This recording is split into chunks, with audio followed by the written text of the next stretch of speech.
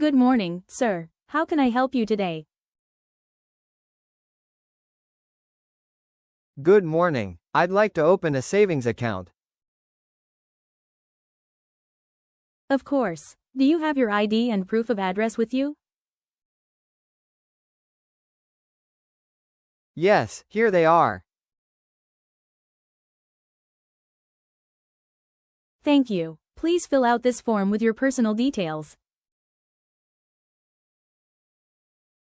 Sure. How long does it take to open the account? It usually takes about 15 minutes. Once it's done, you'll receive your account number immediately.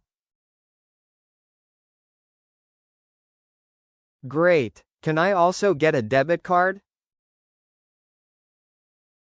Yes, we'll issue a debit card. It will arrive at your home address within 5 business days. Perfect. And what is the interest rate on savings accounts?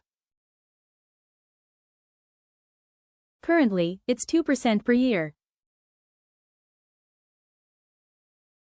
That sounds good. Thank you for your help.